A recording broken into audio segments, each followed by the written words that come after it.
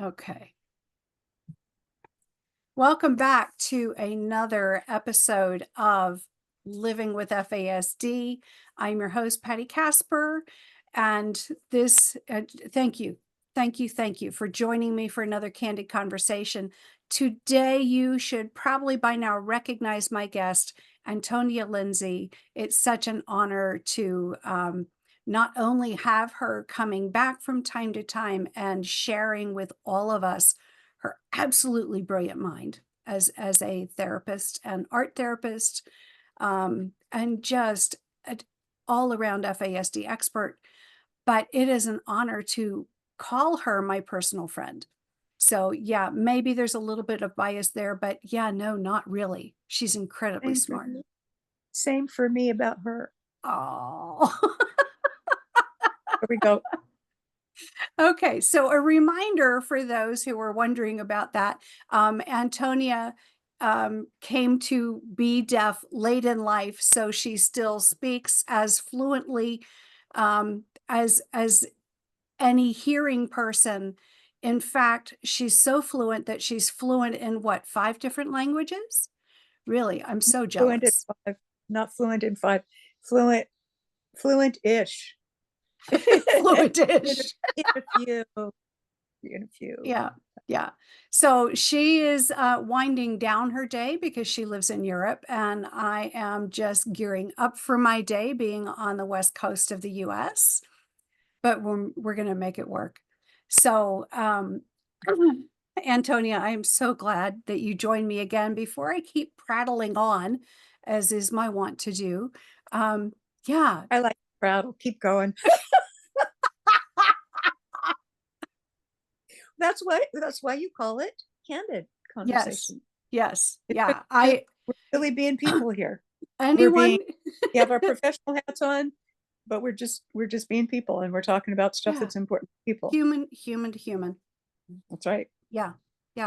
And that's the beautiful thing, because we have a lot of dissimilar experiences and yet a lot of similar experiences. And our similarities, they just heighten and lift things up. They elevate our conversation, but our differences do not detract at all from our friendship, our mutual commitment to making this world a better place. And because that is our commitment and hopefully our legacy, we are part of a small group. We call ourselves the FASD Meliorists. A meliorist is someone who believes they can make the world a better place. As a person of faith, I believe I'm here to do a job for his kingdom, right? And this is part of that work. And the work that the meliorists currently are doing is we are polishing each other's books that are all soon to be released. My project, Sip by Sip, is about to come out with the 2nd edition. Antonia's, we've talked about it before, Parenting Your Porcupine. As we polished and buffed and chipped away and refined a particular section, it dawned on me, what a great podcast. So we were talking about a real life event. One day we were in conversation, and we were discussing the mechanisms of when things go off track, as they do in life. When things go off track inside of families with FASD, inside of families living with a neurodiversity. What happens when they go off track, and how do we get them back together? How do we pull them back together? What do we do when things need to shift and change, and we need to find a way through it? So we were way on the books, and we started looking at what are the mechanisms that we use. What kind of nerdy friends are we? we don't talk about children and grandchildren and baby showers and weddings. We talk about neurodiversity and helping We talk about families. neurodiversity and families off in the weeds Yeah, and trying to get through the marsh, and the yeah, machete that we use as we hack our way through and as we part the swamp and yeah, we through the thick parts and we climb out muddy on the other side and go, yeah, okay, how do we clean this up? What do we do? yeah. But we So get it yeah, done. We get it done, and prayerfully people benefit along the way. well, life is messy. Life is Yeah, messy. I mean, yeah. part of I the say thing, that all the time. it's true. And part of the thing about getting off in the weeds and then having to find our way back into what's going to help is that we tend to think in families, especially in families living with Yeah, neurodiversity, we tend to think we're trying so hard to make it all come together yeah, and have things work out well. Can we get through a day without yeah, without something falling apart or blowing yeah, up, or without the shutdowns, the meltdowns, the blow ups, the yeah, disconnects, the, times when things are just, they're kind of getting yeah. tangled.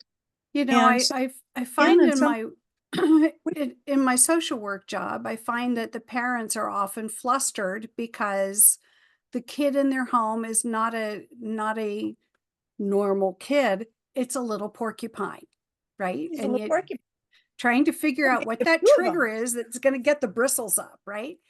Maybe a But few of them.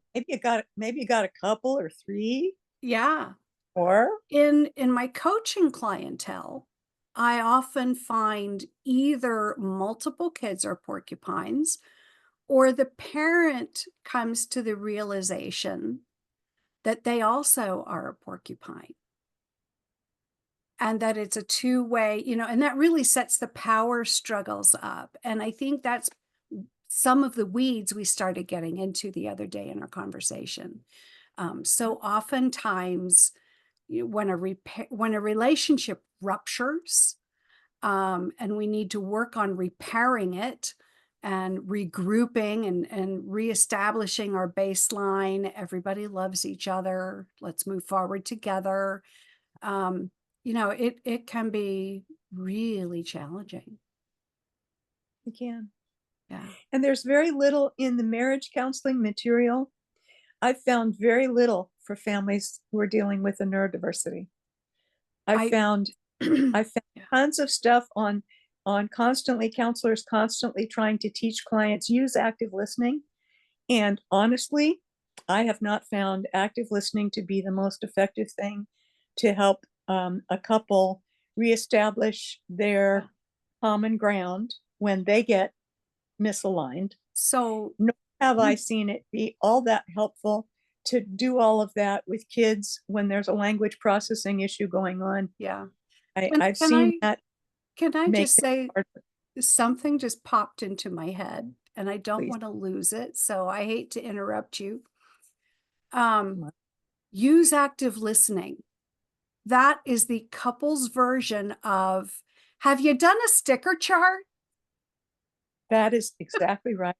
It is the most noxious thing you can say to a family with neurodiversity. I think and everybody means it so well because it's the one Mhm, technique that they think is going to work. What mhm. I found and what I talk about in the counseling chapter that you and I are refabricating Yeah. and cleaning up is I found Amador's LEAP method useful, Mhm. which is listen, empathize. Um, A is agree or accept, which is to Mhm. find something in what the other person is saying Yeah. that we can agree with, even if Yeah. it's only part of a sentence or Yeah. only part of a feeling. Yeah. And And validate that. yeah, Yeah. and then the P is oh no, I just forgot for what the P was. But the process is to stick with those things first. Yeah. And the reason he made the method was because he was a psychiatrist, but he was dealing with a brother who was profoundly schizophrenic. Mm. And so the neurodiversity issue was enormous Yeah. for him in the communication with his brother. because they couldn't even share what reality looked like. And yet That's he had tough. to find a way Yeah. to connect Yeah. with what his brother was experiencing Yeah. and find some way not to alienate him further. Yeah. And You so he know was that ways in. yeah, And we have a that's cultural that's dynamic now that mirrors that.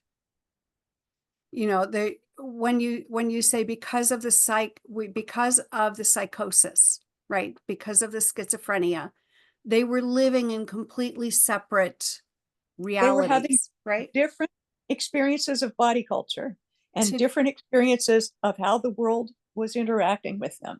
yeah, today's culture emphasizes something known as my truth or your truth. In reality, there's one existence. We each have perspectives. I think it's Nobody owns a enormous. truth. They have perspectives. And that doesn't disavow the reality of that perspective or the intenseness to which we experience it, um, or that we're shaped by it, right? Yeah, Or that all we of it. value it. All of those things are, yeah. But it is important to realize there's a difference between truth and acceptance. Just as similarly as this psychiatrist found in trying to communicate with his brother, whose, his very mental illness shaped his reality so completely differently. Well, his They were, body culture, his yeah, brother's body culture was creating a perspective yeah, that was very distinct and it yeah, was very, very tangible to him and it was yeah, very gripping and yeah, it was painful and it was as real as all get out. yeah. And so one brother trying to love another. Mm-hmm. So he's the one who came up with the leaf method. The Yeah. other method that I found useful was Marshall Rosenberg's nonviolent communication Mm-hmm. concepts. And Rosenberg ended up doing peace work everywhere from Rwanda to the Middle East. I mean, he was in incredibly painful situations of genocide and threat of life Mm-hmm. and historical conflicts that go back thousands of years. Yeah. And yet he was trying to find a way to get at principles of people being able to communicate from their own felt experience Yeah. and allow each other's experiences to sit side by side on a shelf Yeah. without having to pick one or the other as being the prevailing right way, Yeah. but just allow both of them to sit there as awkwardly as they were and then try and find what thread of common humanity Mm-hmm. they might have between them that had to do with something immediate, Yeah. like the fact that they had a loved one who had an illness, Mm-hmm. or Mm-hmm. they were facing a situation where they had no shelter, Yeah. or they had lack of food, or lack of clean water, and trying to come back to the very basics of human compassion Yeah. that underlie the perspective differences. Yeah, you And shared something on Facebook today that really ties into this, and I found it so beautiful. Of course, I had to share it. So hat tip to Patti, what's her last name? That beautiful post that you shared today. So this Patti person, not Patti Kasper, might have shared that been, when she gives trainings to people, when she's with a group of people, it could be a small group, it could be a big group. Oftentimes she will do an exercise called the angel demon choice. Is it? I forget what that third word was, but what the she demon tells, tri- the angel demon triangle. yes. So what she has people do, and this is phenomenal, and I I don't see my being able to use it at a training that I'm doing next week because we'll be doing it at a pizza parlor and the room won't be set up for it. I'm sure your imagination's going crazy just trying not to laugh out loud at my I'm just attempting to thinking do how this. lucky people will be able to eat and Yeah, also listen. yeah.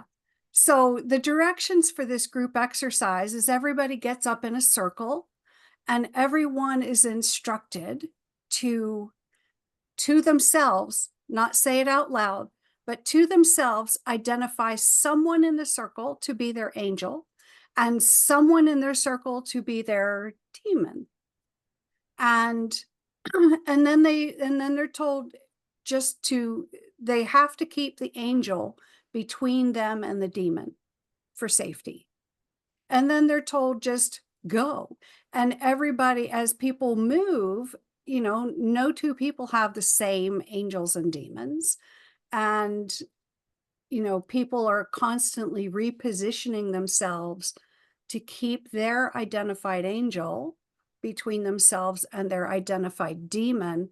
And what happens within a very few minutes, 5 minutes, 10 minutes, is everybody ends up smashed into the corner of a room, completely paralyzed. Because they're all responding to fear. Yeah, they're They're all reacting out of fear. responding to fear and living in a dichotomy that things are either black or white. There's no gray. It's fear. And we have that political climate. We have that, with the current So many things. emphasis. Yeah, with the So many. emphasis toward tribalism, and othering everybody else. There are so many ways that we are all collectively being forced into this exercise by society. And and then the next thing she has everybody do is regroup back into the circle and says, okay, we are in relationships with others, right? And instead of trying to place one other person between you and danger, is focus on the relationship. And instead of doing things in a linear, right? Because when we are having one person come between us and something else, that's a linear relationship. But if we triangulate it and realize we have two lines, right? As if they move, then we have to keep the triangle. So we have to adjust ourselves to always keep that distance the same so that there's always this perfect triangle. And the other I'm part of I'm remembering that she had something about people tapping someone on the shoulder, and then so the person, when you get tapped on the shoulder, you have to sit down. yeah, that's the other piece of her direction, was that if someone gets tapped on the shoulder, which will happen, they have to sit down. But if someone in your triangle sits down, then you have to sit down too. So that immediately three people sit, not just one, right? And the beautiful thing that she finds is if you consider the entire room are your resources, that space you have is resource, right? And you can be creative and you can move throughout the space. When we're driven by fear, we all end up huddled in the corner. But by focusing on relationship and keeping the relationship, no matter what those two other pieces are, then it's like a dance unfolding. Yep. And she talks about how beautiful it is to watch. And she only has to tap one person, because when that one person sits down, so do the other two people in that triangle, who are each part of other triangles they don't know about. And the entire room is sitting down within 10 seconds. Yeah. And that's a beautiful thing to remember. This is, and this is kind of where I'm tying this into repair and regroup for the purpose of our discussion today. When we have rupture, we need to repair, and we need to not only repair, but regroup. Saying we're sorry that doesn't help the family system move forward. That's where our conversation actually started when we first began. We were thinking about, what is it about the habit that many of us in my generation learned about a person saying to a child, "Oh, that's an error, say you're sorry."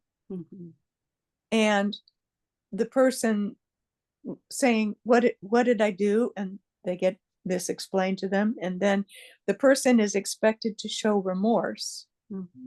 And if their facial display gets more stressed and they get more and more blank looking, it doesn't look like remorse on the outside. Inside, they may be mortified, and they may go without words. They may lose their ability to say words because they're so panicked.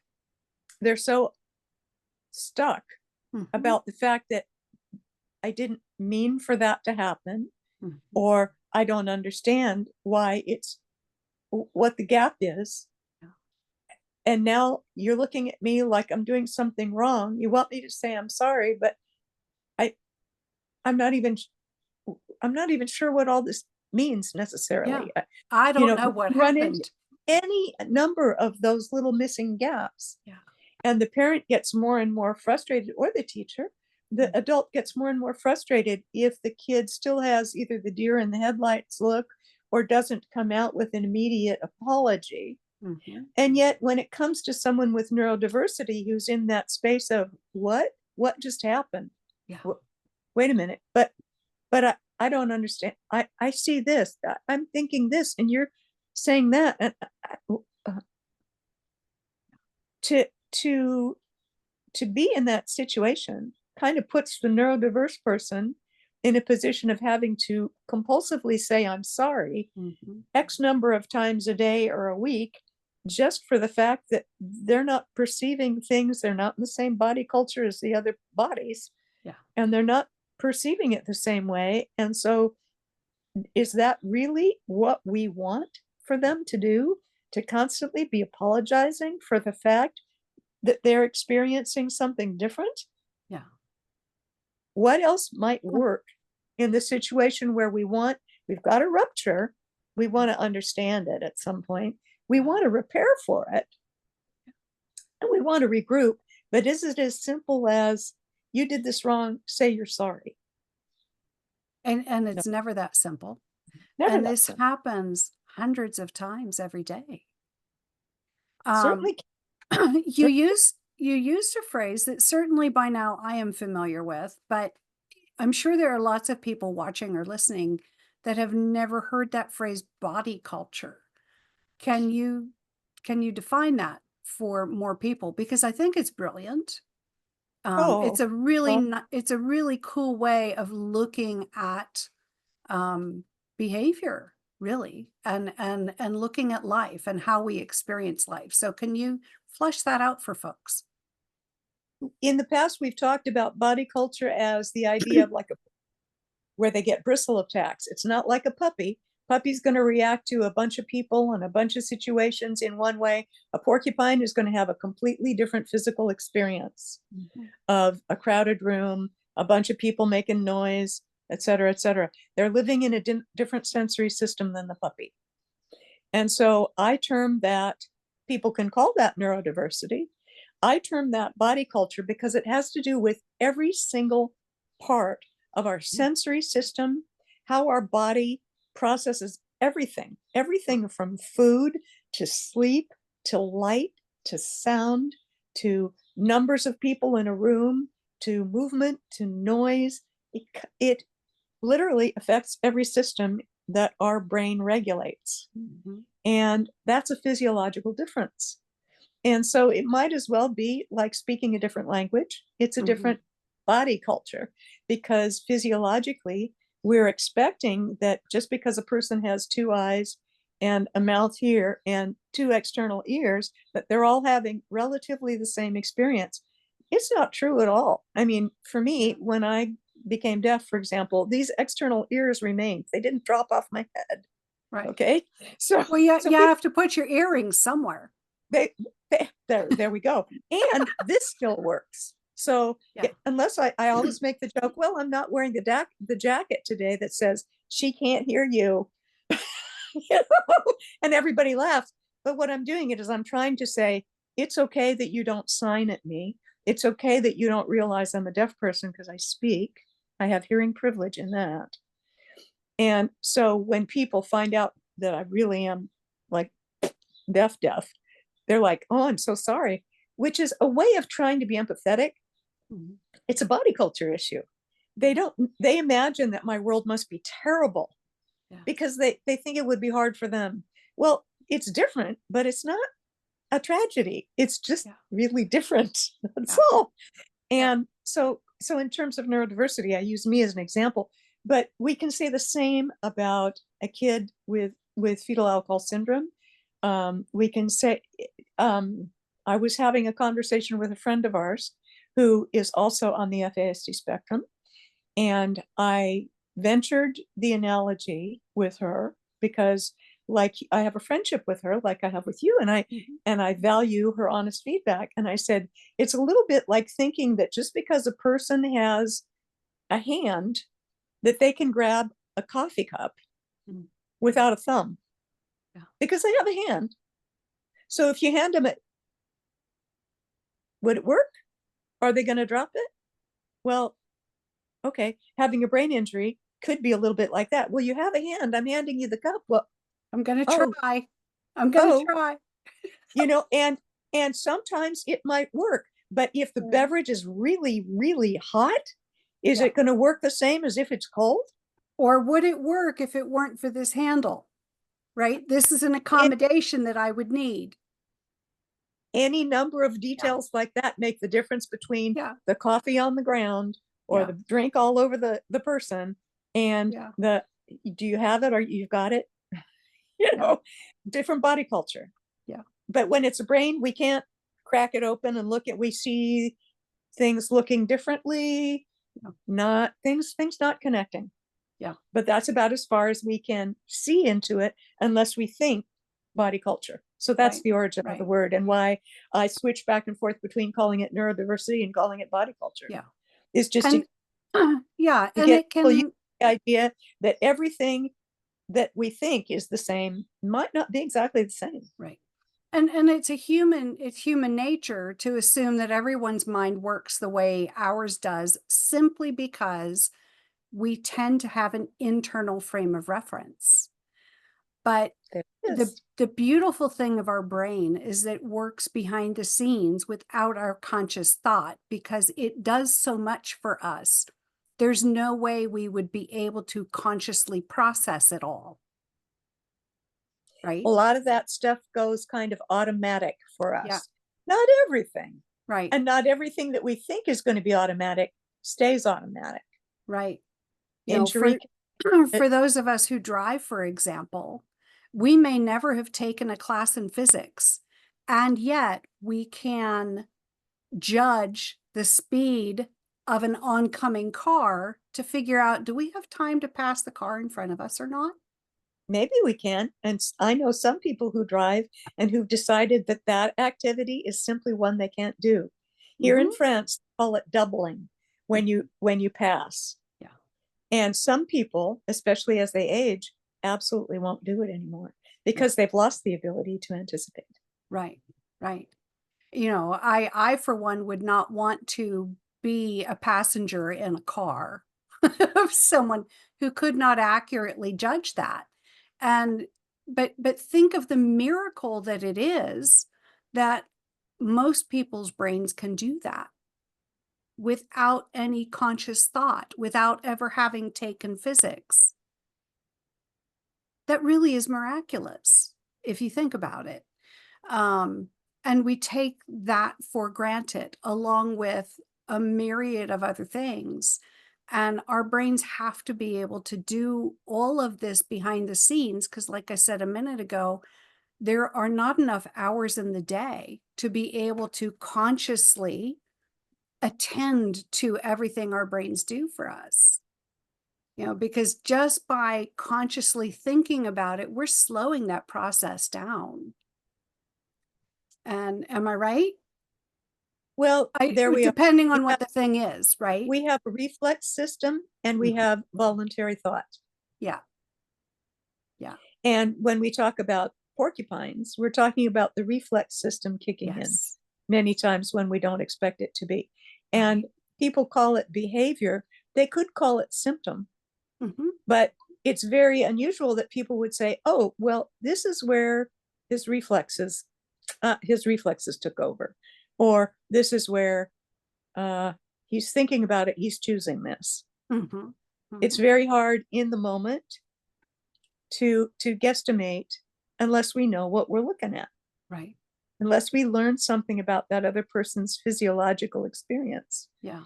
and their body culture, their Yeah. perceptual frame of reference for how So, they're processing yeah. any number of stimulating events that are flowing in an incessant waterfall. Yeah. And that's an important detail right there. Life does not slow down for our convenience.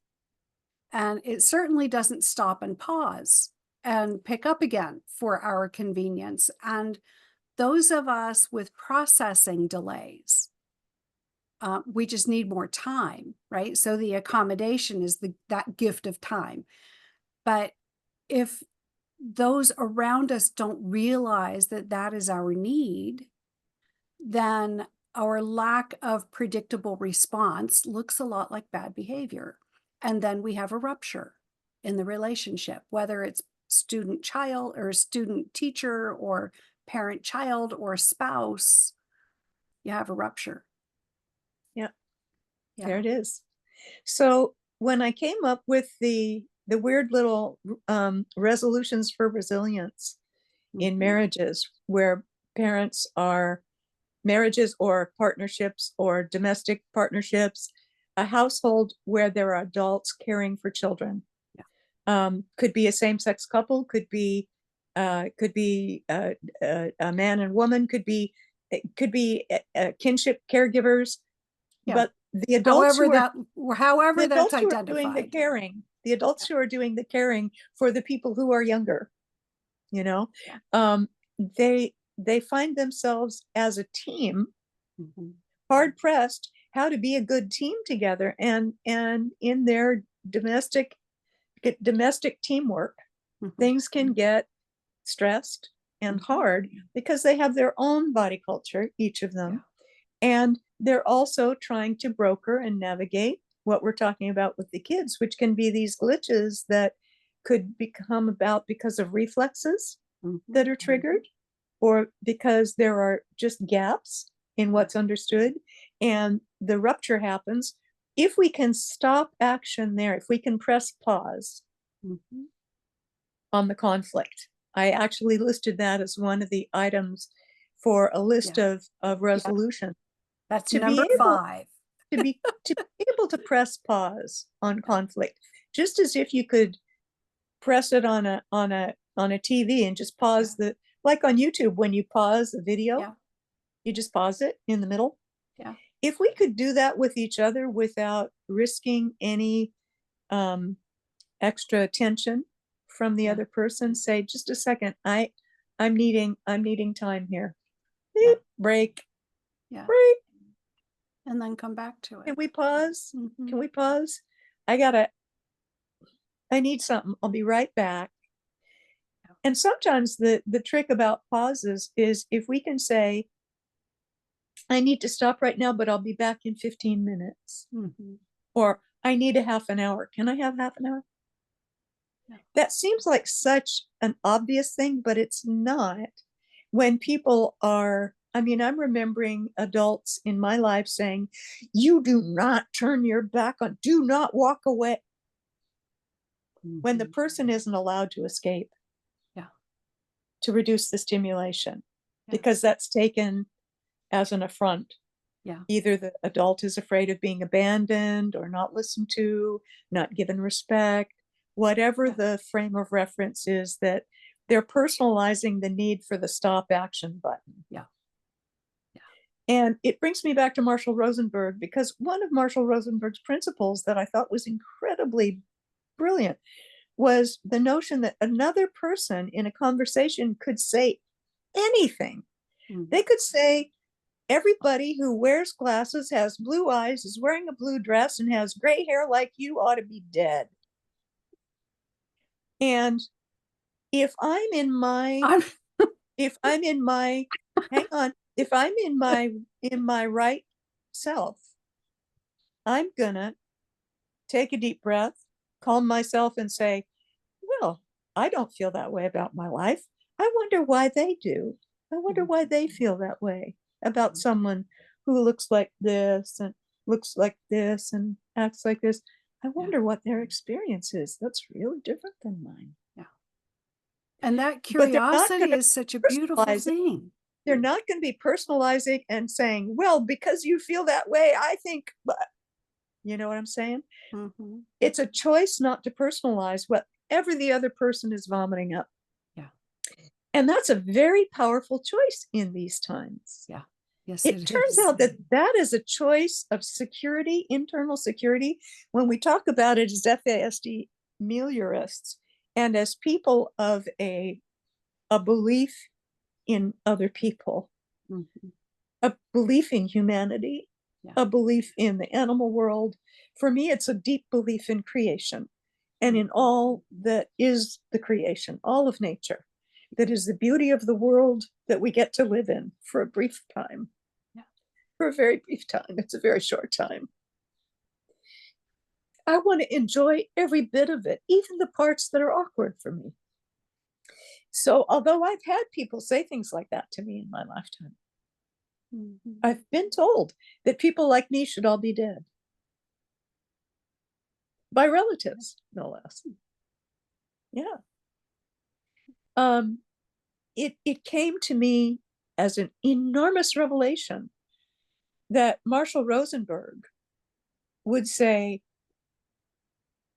okay, a person has to be secure in themselves and appreciate their own life in that moment, but not expect that the other person can, because in that moment, the other person is in such disarray. They can't appreciate anything else than what's going on for them. So what is my choice? My choice is either to personalize that and feel really horrible about it, or to really look at the very different lens that the other person is experiencing the world through and wonder, how did they get there? Yeah. How did they get there?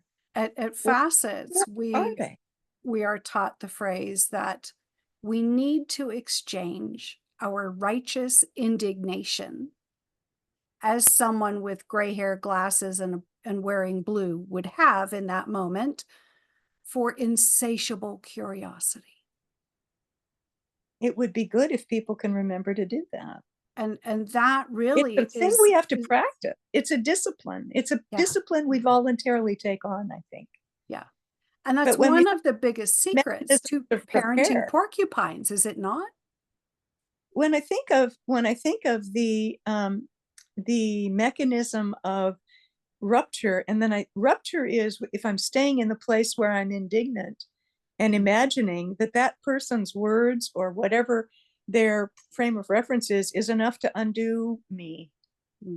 It's not. It's their momentary place of disarray. And do they have to be perfect human beings all the time? Or can I allow them their place of complete unhingedness and not personalize it and say, something else is going on here. I wonder what it is. I wonder what that is. How did they get there? What do I need to understand here? Yeah. And, I'm thought on the macro level, if we could all give space for that, how different our world would be right now. But each of us cannot change things on the macro level. We can only change things in the micro level. But if we're all doing that, then there will be a macro change. Right? It's a sea change. When it begins to spread like a positive contagion, it allows us to have a flexibility that we are overlooking. And I think we all have it. We just forget that we have it. Because when we get in that place of feeling so defensive, Mhm. so embattled, we're reacting in the place of fear again instead of in the place of curiosity, Yeah. as you pointed out. And I think too, one of the reasons parents get caught up in this is they get caught up in the power struggles because they're operating out of the angel demon paradigm. They're operating out of fear It can because be really, just as our child feels judged by us, as parents, we feel judged by extended family, by neighbors, by, you by the know, kids. by the When, system who's when the kids spit supposedly nails, helping it's us with not the fun. kids. Yeah. When the kids spit nails, even if they need to in a moment, and then, they've coughed out their hairball and then they get over it. But in the moment, it can feel like, Yeah. ugh. Yeah. It can feel really noxious. Yeah. Ugh. Yeah. And, not taking things personally is easier said than done. I'll give every parent credit for that. And every person in a partnership with another, Yes. any kind of partnership, any kind of close relationship, is going to have these moments where it's like, Yeah. really? Yeah. Yeah. Oh, Yeah. oh. I can't believe they just said that or did that. Yeah. Yeah. There it is. So, We all have feet of clay, sometimes really big and wet clay. and that's one of the things that had excited me so much about bringing this conversation to a podcast episode is I don't like, on a macro level, thinking of my podcast as a whole, I don't like keeping it just in the land of theory, right? But I want it to be boots on the ground. These are some helpful things we can do. And your resolutions for resilience is a big piece of that. Really? Oh yeah, What are, absolutely. I what are mean, the ones that you putting like? pause on conflict. I mean, look how Mhm. long we just talked on that one idea, right? Um, so resolution number one was I will remember differences are assets, right? And that's huge too, because if if we did not treasure each other's differences, then our worlds would never expand. Yeah. Yeah. And who wants to live in their tiny little cocoon? You can't stay in a cocoon forever. You have to break out of it and fly, and A we lot have of to. people a lot of people, when the fear gets big, when there's a climate of fear that gets fostered Mhm. for one reason or another, who knows, many, many reasons why people get afraid and it spreads like a contagion. But when fear grips us, yes, we want our cocoon. We Yeah. like our cocoon. We Yeah. want to talk to people who we feel safe with and all that stuff. Yeah. But yet, if we only talk to them and we forget that the neighbors just 3 doors down are still neighbors too on the same street, but Yeah. we don't even know. Yeah. Yeah. Then You know, cocoons are suddenly, seasons. yeah, there we Cocoons go. are seasons. There we And go. there comes a time And we you know what? have to move Come beyond it, back out. or the cocoon will kill us, There we go. There we go. right? You stay in a closed house without adequate ventilation long enough, and things mold and it gets ugly and stinky in there. It's not a great place to be, you know? I love the word pictures that you paint with. Well, I'm trying to Yeah. help people have a sense of Yeah. humor about this too. Yeah. But it's a little bit like, we don't want everything to get too musty either. Yeah. and So, and the differences are how we freshen things up, how we keep the variety, yeah. keep adapting to things, we keep Yeah. adapting. Well, and you and I are from an era where we were taught to value those differences between people, value differences of opinion, learn from one another. And liking one another has nothing to do with it, right? I mean, we would have things in school. We could be on the debate team, right? We were taught civil discourse. Well, that's sadly long gone, It's and incredibly powerful what civil discourse really is. yeah, It's big because tool, it's huge. And big so tool, your big tool. resolution number 2 is about another choice that we can all make. And I think it really ties into this idea of civil discourse and embracing differences with one another. And it says, when we bump heads, I will assume the best, not the worst. Right? When it comes to parenting, we need to remember that all kids will do well if they can. It's Dev Evanson's principle of everybody is doing their best most of the time. Yeah. And when something's not working, it's not because the person isn't doing their best. What is it? Yeah. Might be something else. Time to get curious again. And if we can assume the best rather than the worst, it really makes a big difference in relationships. It's the difference between a relationship that lasts and one that you toss out. Right. And people have unfortunately tossed out a lot of relationships in their lives that maybe they didn't appreciate. Maybe they didn't appreciate. Yeah. Well, it wouldn't be a phrase for nothing, right? About being careful not to throw the baby out with the bathwater. It's kind of a good principle. So resolution number 3, new information is not an indictment, right? It's just new data. I think that's one of my favorite ones. What does the new information mean? And that dovetails beautifully into something that I latched onto at Facets, in that none of us knew what we didn't know until we finally Until you learned know it. it. Yep. Yep. Yeah.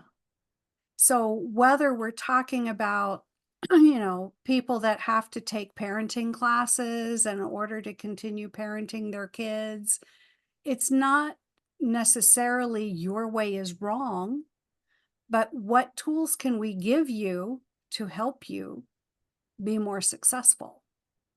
What other tools might there be Mhm. that would work at least as well or Or better. possibly Yeah. even better? Yeah. I And mean, not it's possible. necessarily better, because everyone's in a different body culture. Not sure, Yeah. but even if it's just the idea, considering the idea, you mean there's something more? Mhm. There might be something more?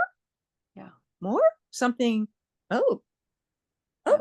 well, so then it's not an indictment. It's what about if, it's nice to have a hammer, it's nice to have a screwdriver, it's nice to have a voltmeter in your home tools. What about it's also nice to have a set of pliers, huh? You know, Yeah. why limit yourself to just Or a file, one right? Yeah. or a file? Some sandpaper sometime useful. Yeah. I mean, yeah, Yeah.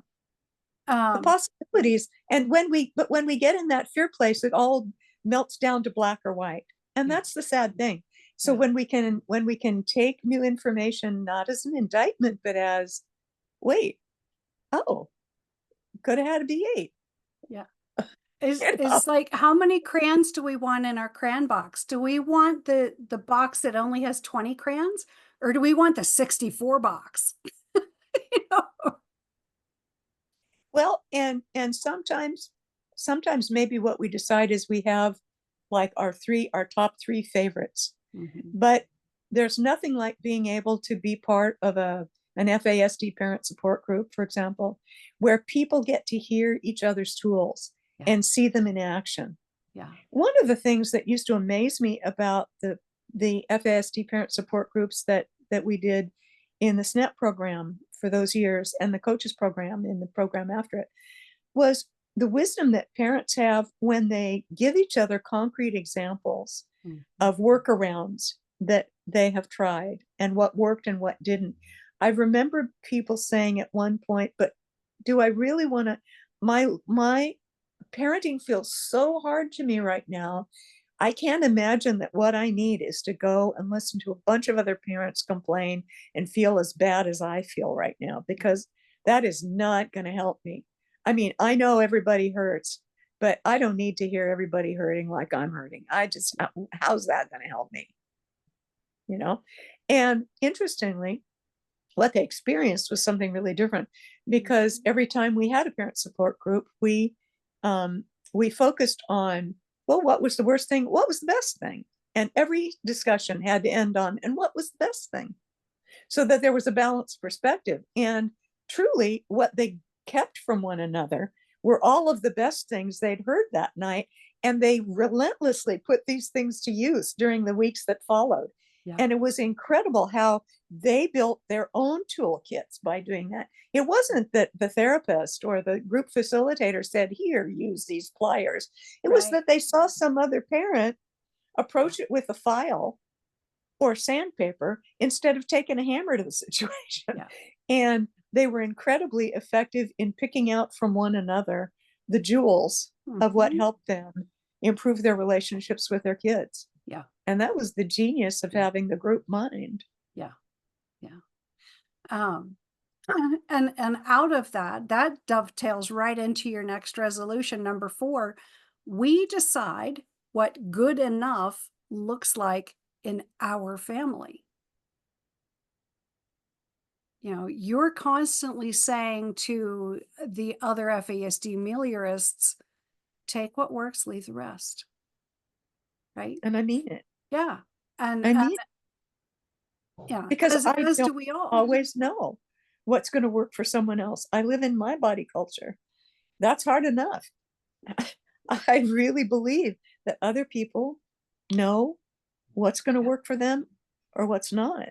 Yeah. And I need to be teachable. Yeah. Always. Because every individual and every unique family constellation, right, is different with their own history, with their own values, with their own challenges, their own strengths. And no outsider can make an effective prescription. I think the thing that helps people more than anything is being descriptive, not prescriptive. Yeah. There's incredible magic in descriptive information. Yeah. When Deb Evenson is talking about simplifying educational interventions, one of the things she talks about, and Jan Lutke does too, talks about the power of declarative information, declarative sentences, simple description, and how a good, concise description can make something so clear. Yeah. Yeah. And for the audience, Deb Evenson is another one of the FASD meliorists. Her book, 13 Moons, will also be coming out soon. And it's beautiful. It is. It's beautiful. It is. And Antonia, even more beautiful because you are contributing the artwork for it. So. Oh, I'm just barely getting to it, but I'm hoping. Yeah.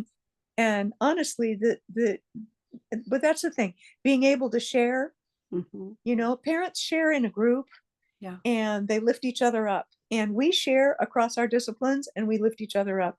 And if anyone can take anything from that and make it their own and run with it, more power to them. Yeah. Yeah. And that's resolution number 6, choose what to keep and what to shift. Right? And so we do that with each other in terms of a marriage or a partnership, in terms of a collaboration, you know, like the FASD meliorists collaborate. Parents have to collaborate with therapists, with educators, right? Choose what to keep, what to shift, and their kids, of course. Their teamwork. It's a team. Yeah. And I love number 7, see the good.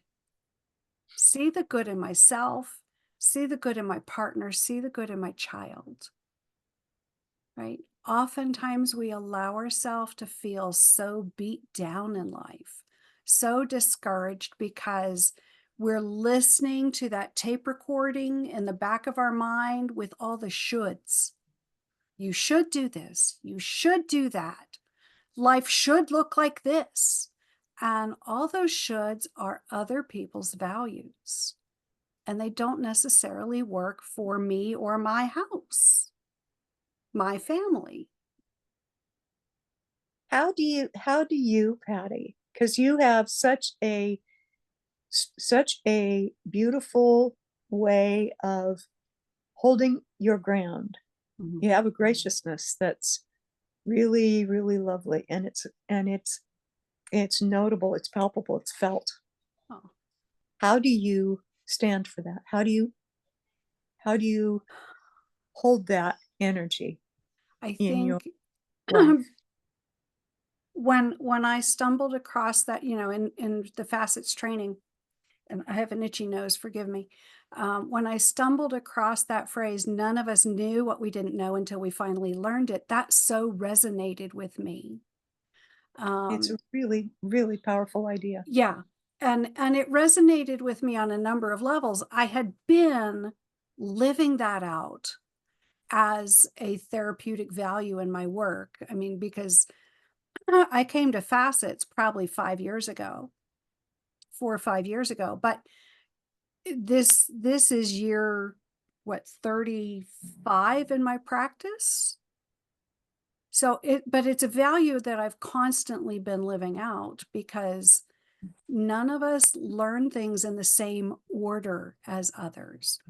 For those who are faith-based, it's why you read the Bible more than once, because the more often you read it, different things will jump out at you depending on what you need in the moment, right?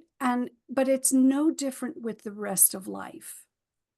You know, we don't learn things in the same order, and especially once you introduce neurodiversity, when our minds work differently one from the other. Truly, it's not. So let me sidetrack for just a moment. There's a difference between neurodivergence and neurodiversity.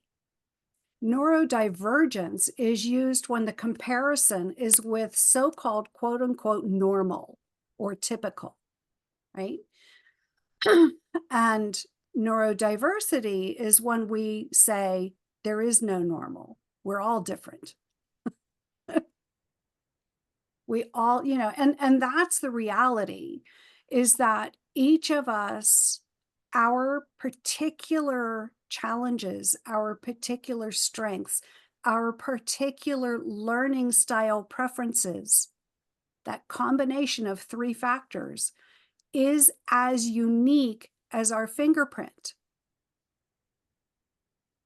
None of us have a mind that works the same as others for a variety of reasons. Even twins. Yeah, twins can finish each other's thoughts. Well, so can married couples. or non-married couples, right? So can best friends. But it doesn't mean that their experiences are identical. You know, we're all shaped by things. Their generational trauma will impact some people differently than others. It's societal traumas, cultural traumas will impact some people in different ways than others.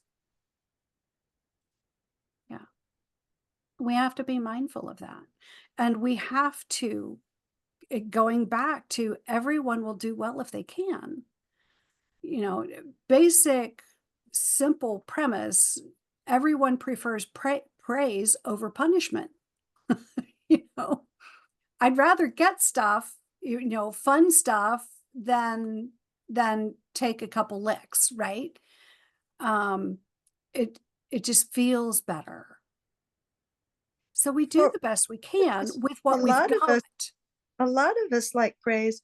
There is a subsection of people who don't like praise, for whom it is a very noxious experience. And that goes back And to their particular history, right? it goes back to their Their body neurodiversity, culture. their body culture. Yeah. For some people, for some on the autism spectrum, praise is very, very difficult, and it makes them very uncomfortable. Yeah. Because it is an expectation, and for some with the subsection of experience of pervasive drive for autonomy, Mhm. praise again feels like surveillance. Mhm. So it's really noxious for them. Yeah. Because it again feels like someone trying to layer something over on them and expecting them to mask or something like that. And it's really noxious. It's not, and that's why they will be compliment rejecting. Yeah. And there They'll hate are it. other reasons They'll hate it. too. Yeah. For instance, if you have a family culture where the kids are told, don't be puffed up, where praise is like, oh, you're too big for your britches. And, when they came home and from school, for instance, saying, my teacher said this, don't you get a big head, and it's met by punishment, then yeah, that also sets up a similar dynamic. There we Um, go. There we go. So nevertheless, yeah, we can choose to see the good in each other right, and the right, good in ourselves. right. And we can learn what feels good to the other person. Yeah. If it's not praise, and we're used to, if our love language is to praise somebody and it's not their love language, it's not going to feel good to them. But Yeah. it takes us a while to learn that something else feels better to them than that. Yeah. And to find out what that is, it takes being able to extend that curiosity, and that, and even to dawn in, oh my gosh, I never thought it could be a negative for another person. Yeah. Yeah. What feels better? But this goes back to the brilliance of Deb's question, when kids are stuck, or when another adult is stuck, if we just have the humility to be able to say, how can I help? What's hard and how can I help? Or what can I do that's not going to make this worse? Mm-hmm. Yeah. And sometimes that we get no answer, and that's hard. Yeah. But In sometimes which case, the best thing can just be sitting with someone in a comfortable silence. Just our presence can provide comfort and can keep our kiddos or our partners regulated. Yeah. Yeah. There are times when we step back, because what they need is they need their cocooning. Mm-hmm. They need their space, their, Mm-hmm. I just lost the English word. It came to me in French, but not in English. Covering. Yes. They need their covering. Yeah. So they need to withdraw into their own physical sanctuary, whatever that space is that feels least demanding to them. For some kids, that's it can be very interesting looking. Mm-hmm. I'm remembering someone who I referred to in Parenting Your Porcupine as Sandwich Boy, because I had never met another human being who did this, although I'd seen it once before, but not recognized what I was seeing. Yeah. But this young man at age 15, he had fetal alcohol syndrome and another rare disease in addition. And he would come home from school and he had such distress. He would scream at his parent, and his parent he was very big. His parent was very, very small and very frail, very slight, and was intimidated by he'd get big on her. Mm-hmm. Mm-hmm. He couldn't get big at school all day long, so he'd come home and he'd get big on her. Mm-hmm. Be a volcano at home. Oh boy, he was volcano boy. Yeah. And a lot of our kids do that. Yeah. Yeah. Oh, and they're not allowed to do it at school, so no wonder they bring it home, right? Yeah. Anyway, and when we're adults, we're not allowed to do that at the office either. Exactly. Exactly. Doesn't work out so well. So he would come in the door, and she would freak out and send him to his room. And one day she'd waited an hour and he hadn't come out of his room, and he was one of those kids who needed constant food because his energy level would drop and get really wiggly, even more bristly. So she went, she opened his door, and she found him squeezed in between his mattress and his box spring. Sandwich boy. Mhm. He was like the lunch meat in between a sandwich. Mhm. And what he was doing was he was a big kid. He was over 6 feet tall at 15 years old. Mhm. And it was part of the syndrome that he had, in addition to fetal alcohol syndrome. And so he would squeeze himself. He needed a squeeze tube.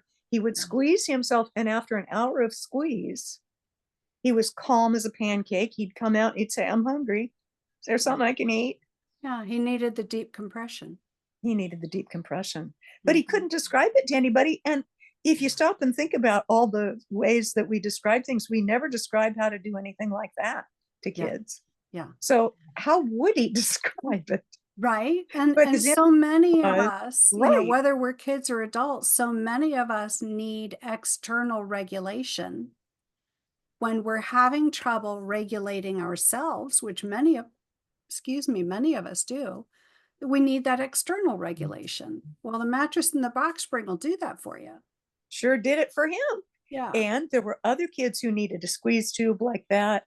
They needed heavy blankets. They needed all kinds of external compression or various other things like this. They used baths for that too. Yeah. So there's so many ways we can handle it in a partnership, because by the time we've come to adulthood, sometimes we can get our words back online. Sometimes, not always, Yeah. but sometimes we can get our words back online enough to say, next time this will help. And sometimes we just need a big, long hug before all of a sudden we have access to our words. And how different is it if the partner knows that? Yeah. Yeah. If the partner knows that what that gah means is, please just Mhm. do Just hold this. me. Mhm. Just Yeah. psh, Yeah. Yeah. just do that. Yeah. No words. Your last resolution on this wonderful list is watch your wake. And I love that. Thinking about being in a boat and seeing your wake. And, a canoe is going to leave a very different sized wake than a speedboat. Or one of those boats that has the fan on the back. They're going to look very different, but we leave wakes everywhere we go. And we have to watch our wake, right? And make amends when needed. Yeah. It helps. Doesn't Yeah. always have. So It's nice when it can. yeah. Nice So when it can. for the audience, if you have enjoyed this conversation on resolutions resolutions for resilience, it comes out of Antonia Lindsay's book that will soon be released. Who knows, by the time this airs, hopefully it will already be out, but be looking for it, called Parenting Your Porcupine. There are chapters for educators. There are chapters for mental health clinicians. There are chapters just for parents. And it really is such a fantastic, fantastic work.